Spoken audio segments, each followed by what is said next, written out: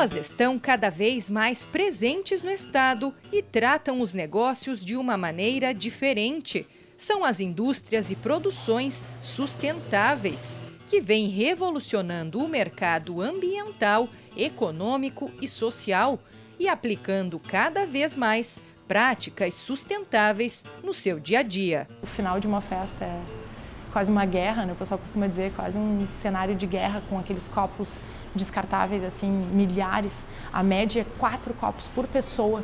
Então todos praticamente vão para o chão mesmo, né? Mais do que as latinhas, as garrafinhas de água, e então é realmente um lixo só.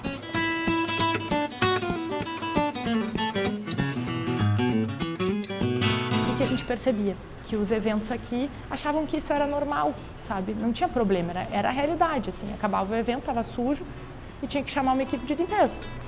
E aí a gente trouxe, né? Mostrou que não, que tipo, podia ser feito diferente, né? Então podia ser repensado essa operação, essa realidade. Os biocosméticos não são apenas um cosmético natural que tem um percentual de 5, 10% de ingredientes naturais ou um ingrediente orgânico. E aí uma formulação com 95% de silicone ou petrolato, isso não são biocosméticos. Os biocosméticos são os que realmente são formados por 95% nessa média de ingredientes que realmente são naturais, que são de fonte orgânica e que são sustentáveis.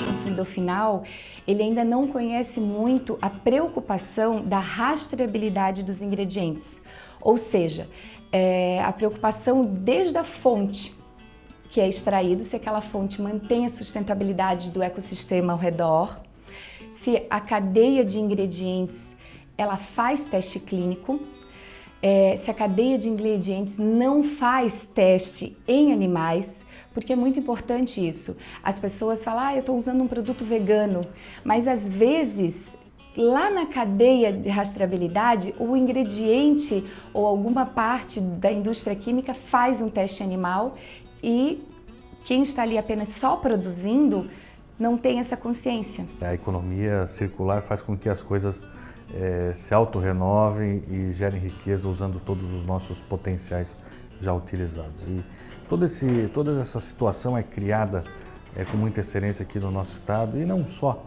no litoral, mas também em todo o interior. E eu posso citar todas as regiões aqui, bons exemplos que a gente vê isso, pela presença forte e marcante das nossas universidades, seja pública, comunitária ou privada, pelo setor produtivo diversificado.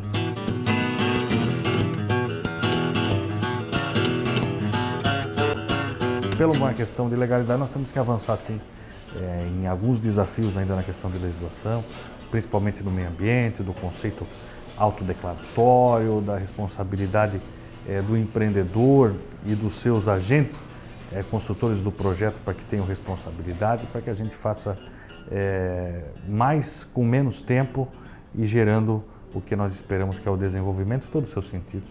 Em vez de ter potencial poluidor, ela possa poluir, mas às vezes é porque a gente fez uma série de coisas que pouca gente entende, são poucos especialistas. E quando você pega essa especialidade e transforma de forma mais simples, a pessoa vai lá e faz. Olha, você faz um tanque de decantação, no caso da estamparia, faz um tanque assim, faz dessa forma, para a tua quantidade você distribui assim e tal, o teu resíduo você tem que ir para esse lugar e tal. Então, de forma simples, é assim que faz. Não pega esse monte de documento e aí te vira para tentar descobrir. A gente está ali ajudando com que essa pessoa venha para a formalidade. Deixa ele crescer. Vamos deixar ele crescer primeiro, porque ele vai crescer. Nós tivemos casos de que a pessoa começou num ano como empreendedor individual, no outro ano era uma microempresa, né? E no 4º ano ele já era considerado uma pequena empresa. Então ele aprendeu a ser formal, né? Então essas mudanças foram sendo feitas para que o órgão público pudesse entender, opa, são pessoas diferentes, então a gente tem que tratar de forma diferente. O secretário comentou muito isso, né? Vamos tratar diferente, porque ao longo do tempo essa pessoa vai começar a gerar aquilo que é a riqueza, que é a renda.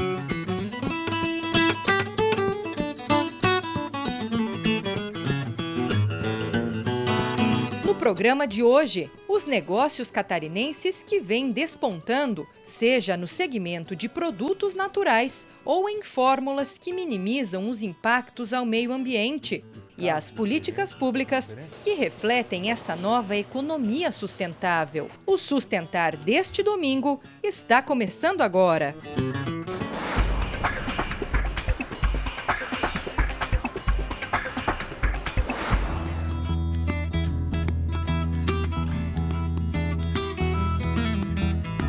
Uma alternativa aos descartáveis vem mudando a realidade dos eventos no mundo. Aqui no Brasil, mais especificamente em Florianópolis, em vez dos resíduos, que vão direto para o lixo, uma empresa aposta nos reutilizáveis e está ganhando público. Quando eu tive que decidir o que fazer, meus pais eram empreendedores e, para mim, por mais hiperativa que eu fosse e ativa que eu fosse, eu achava comum seguir o caminho deles, por terem um negócio já, e foi muito bacana porque meu pai teve uma luz assim de me explicar que, na verdade, eu tinha direito de seguir o meu caminho. Aquele negócio deles, foi o sonho deles, foi eles que criaram, e que eu tinha espaço para fazer o que eu quisesse, na verdade. E foi muito legal, mas ao mesmo tempo foi muito difícil num primeiro momento, porque eu fiquei bem perdida, né? Eu sempre achei que ia fazer administração e aquilo já estava ok. E ele me disse, não, mas tem tanta coisa legal, né, para ser feito, o que tu gosta de fazer? Então, uma pergunta simples que mexeu muito, acho que aí foi um grande divisor de águas, porque eu comecei a pensar, de fato, com uma outra visão, né? Em fazer coisas que me dessem prazer, assim.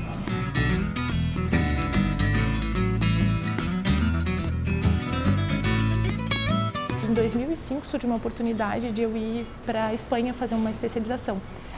E a minha intenção era ficar um ano lá e voltar para o Brasil. E os 4 meses que restavam depois da especialização, eu acabei indo para a França.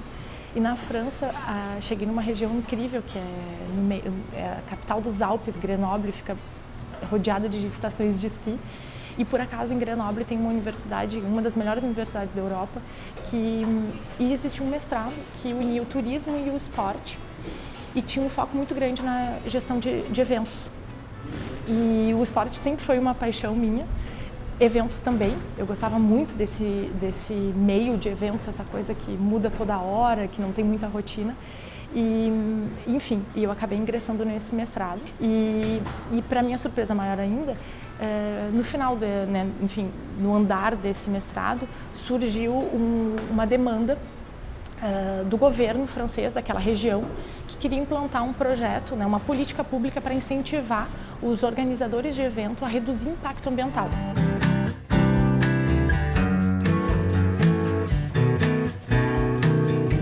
Paralelamente a isso, a gente estava acompanhando os 7 principais eventos daquela região para entender qual era a realidade deles, onde eram os impactos. Então, juntando o lado técnico e a necessidade dos eventos, a gente acabou conseguindo construir um guia, né, para orientar então os eventos. Então ele era baseado numa primeira análise de diagnóstico para entender a realidade, depois apontar quais eram os principais caminhos a serem, né, tomados. Normalmente se começa pela gestão de transporte, pela gestão de resíduos. E depois, o que foi mais interessante desse projeto, que ele acabou se tornando uma política pública e a verba, que era verba pública, só alguns anos depois, ela acabou sendo destinada somente para quem aplicava medidas de redução de impacto ambiental. Os copos reutilizáveis já eram uma das ferramentas que se utilizavam na França. Na verdade, essa solução dos copos surgiu há mais de 20 anos na Alemanha. O primeiro grande evento que utilizou foi a Copa do Mundo, em 2006. E aí passou a se tornar uma norma, assim, os festivais europeus. Por quê? Porque o copo é uma ferramenta que facilita demais a gestão de resíduos. No momento que a pessoa está todo o tempo com o copo, tu pode servir as bebidas no copo. Então, tu pode também repensar a própria operação dos bares.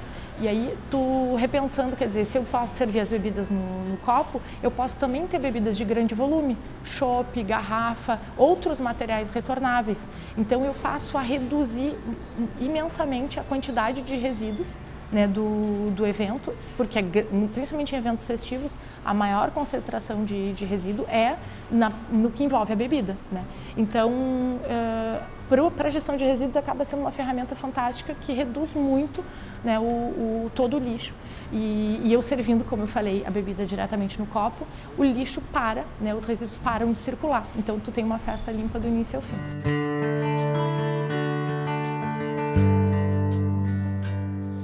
As pessoas, elas pagam o valor, não é obrigado a ficar com o copo, é uma caução. Então é muito importante isso.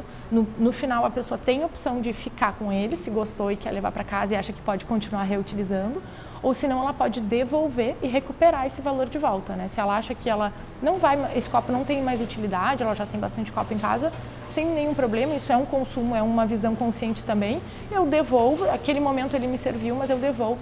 E aí esse copo, qual é a logística reversa dele, né? Ele volta e ele é higienizado. Então, nós temos a nossa sede em Florianópolis, né, e nós temos uma filial no Rio de Janeiro, agora abrindo filial em Porto Alegre também.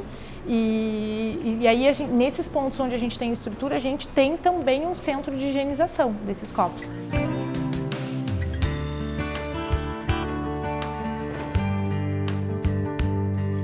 No ambiente de trabalho é a mesma coisa. Eu não posso ter um negócio hoje que esteja preocupado só com o lucro. Porque se eu não estiver preocupado com a minha equipe, com a sociedade que está ao entorno, com o impacto ambiental que esse meu negócio gera, eu vou ter algum tipo de problema. Evidentemente eu vou ter. Né? Hoje o problema da nossa sociedade, ele tá aí, né? Tudo que a gente está vendo, tudo que a gente está reclamando, é porque existe uma falta de preocupação com as questões ambientais visíveis. Existe uma falta de preocupação com as questões sociais.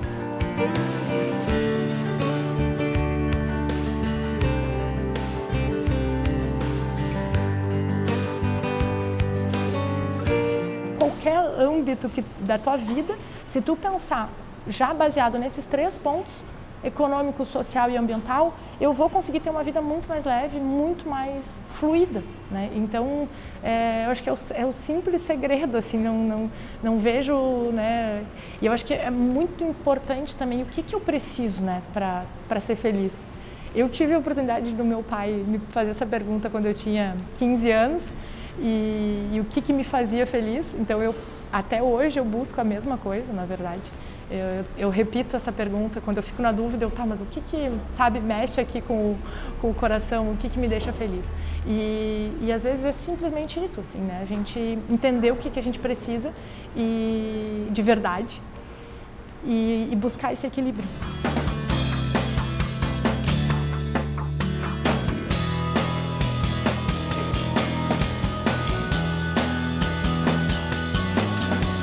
Daqui a pouco, a maquiagem catarinense completamente orgânica é destaque no país e no exterior.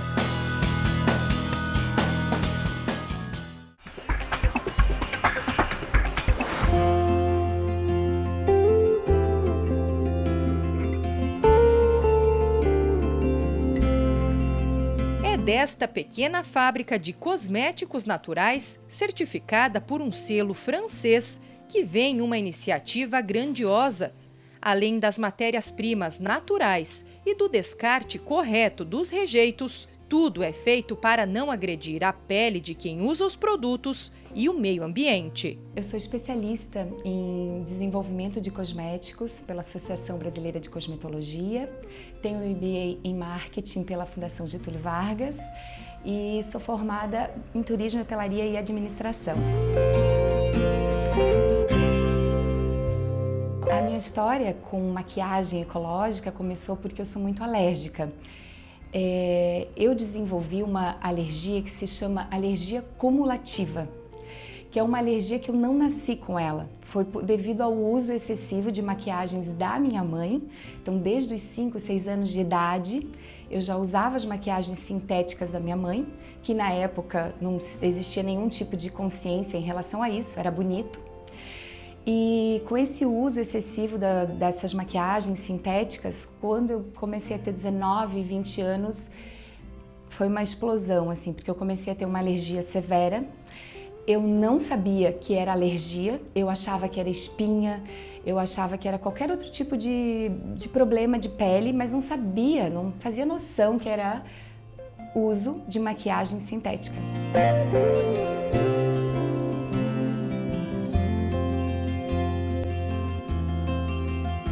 Eu sempre tive muita dificuldade de encontrar produtos no Brasil que pudessem satisfazer essa necessidade e que pudesse ajudar nesse meu problema. Para você entender um pouco, eu tenho uma alergia que se chama atópica. Então, quando eu uso maquiagem sintética, essa região da boca ela fica cheia de espinhas, ou a região da testa. E esse é um problema que eu consegui realmente curar depois que eu entrei para o mundo do natural e dos orgânicos.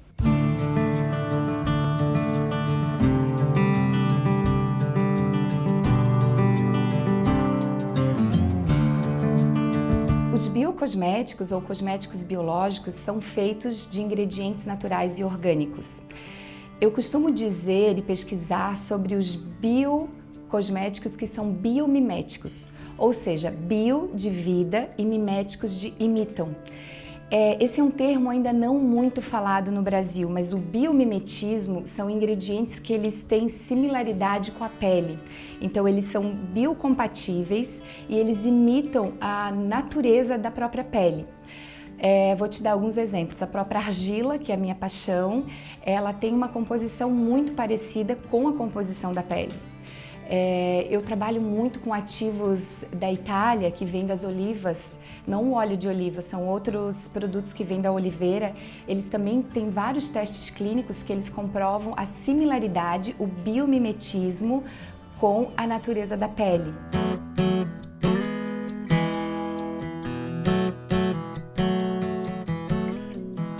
E é por isso um dos motivos que eu decidi abrir a fábrica própria, para saber todo esse contexto, saber realmente o que está sendo inserido dentro de um pote de cosmético, realmente conhecer essa rastreabilidade e ter certeza absoluta do que está ali. Porque assim como eu tenho alergia, tenho várias situações de problemas de pele, existe hoje um número muito grande e crescente de mulheres e até crianças já nascendo com problemas de pele. Então a gente tem que pensar na gente um pouco num todo, né? Não é só fazer cosméticos por fazer para ter o nível de sustentabilidade econômica. Então o biocosmético também ele pensa na sustentabilidade nos 3 pilares, o econômico, o ambiental e o social.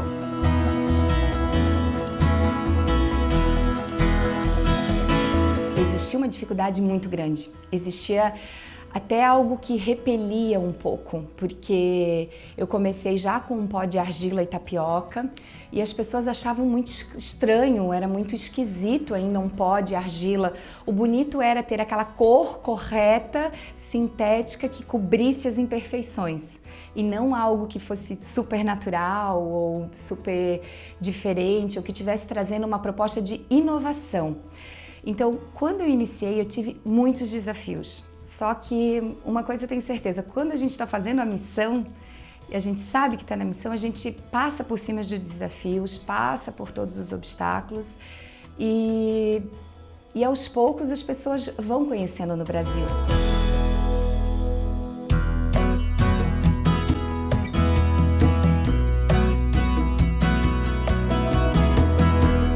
Orgânico que faz toda essa preservação ambiental, que preserva a água para o peixe, a terra para os próprios animais que estão ali. Esses resíduos que são gerados na natureza, que são devolvidos pela indústria, eles causam um grande impacto ambiental e é muito forte. A gente chama isso de poluição invisível.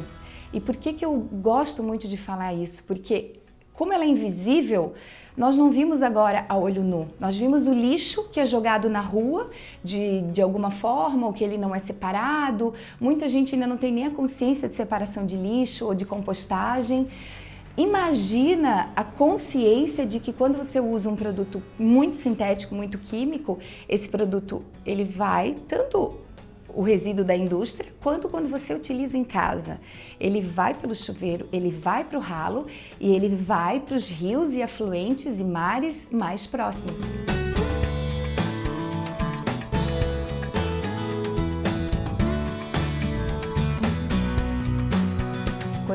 decidi abrir minha fábrica própria, apesar de todos os desafios, eu tinha e tenho a felicidade de saber que eu consigo, pela minha parte, saber que eu não estou gerando esse lixo tóxico, saber que dentro da nossa fábrica a gente pode ter uma separação consciente de lixo, uma revenda de lixo, uma compostagem, utilização de mais vidros do que plásticos.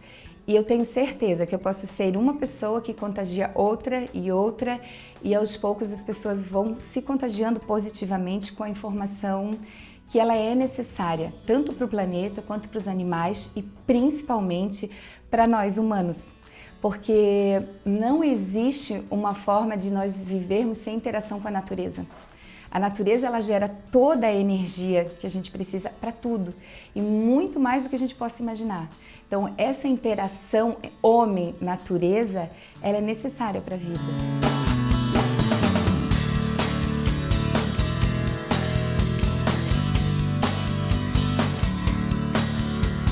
A seguir, incentivos estaduais podem dar a empresas com baixo potencial poluidor vantagens e um impulso para formalizar ou ampliar os negócios.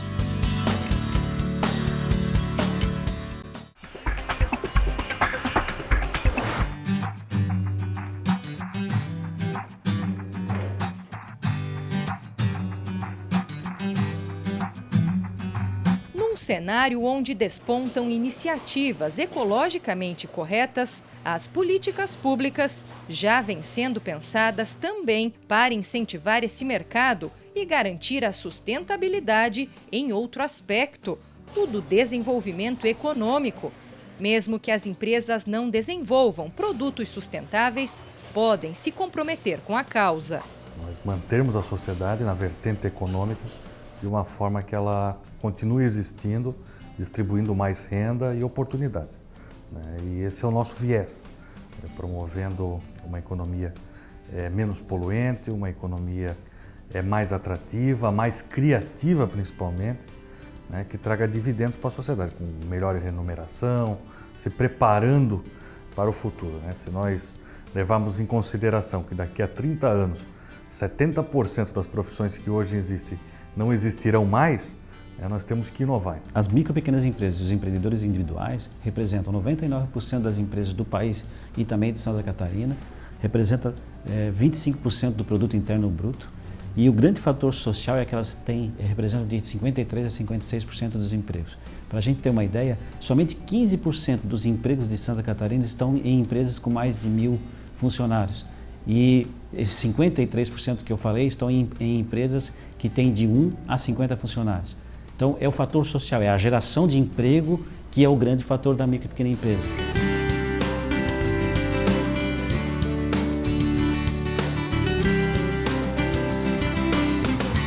Sustentabilidade envolve tudo que é meio ambiente, água, as nossas condições de sobrevivência e o nome já diz tudo, sustentação para os próximos anos. No entanto, não existe sustentabilidade sem o fator econômico. E é nesse sentido que existem políticas públicas voltadas para isso. Dentre elas, a valorização, o incremento da atividade produtiva por meio da micro e pequena empresa, as empresas de base tecnológica, as empresas que representam uma economia de futuro e os anseios da sociedade. Então, o grande desafio, a pauta do nosso trabalho, a interação que a sociedade nos demanda, hoje passou do que nós imaginamos, mas sim do que nós somos cobrados, é que a gente crie um ambiente favorável nesse sentido. Quando uma empresa ela tem médio ou alto potencial poluidor, é potencial, não quer dizer que ela polua, mas tem médio ou alto potencial poluidor, ela precisa de um licenciamento. Então, se é uma micro, se é uma pequena, se é uma grande empresa, ela precisa do licenciamento. O que nós temos falado na Secretaria e trabalhado é que esse licenciamento para micro tem que ser mais simplificado, porque senão ele só para ler a legislação toda, para entender toda a legislação, a pessoa desiste da empresa.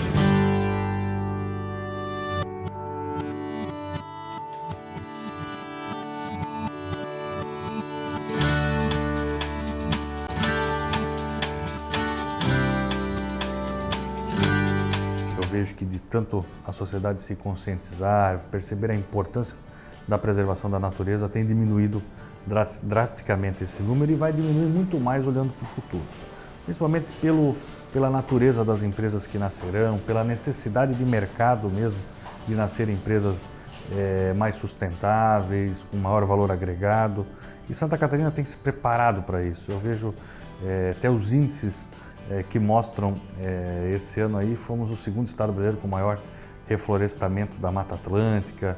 São situações positivas, com mais de 24 mil hectares recuperados, né? Não é para reflorestamento de uso renovável, mas sim de reflorestamento e preservação. Então, esse é um simples exemplo, são assim, situações que têm construído um novo paradigma que vai preparar Santa Catarina para o futuro. O projeto de licenciamento já tem pronto. Então, se ela seguir aquelas normas que estão ali bem claras, então essa é a simplificação. Em vez de a gente dar uma pilha de documentos para a pessoa ler, se adequa a essa lei, a gente diz, se adequa dessa forma mais simples aqui, né? Que se você atender essa forma aqui, você vai ter mais facilidade.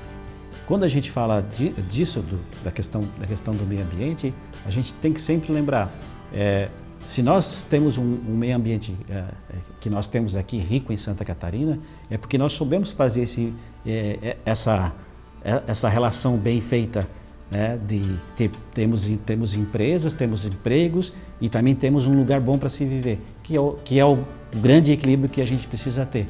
Mas como Estado, a gente tem que contribuir para que a pessoa possa fazer certo.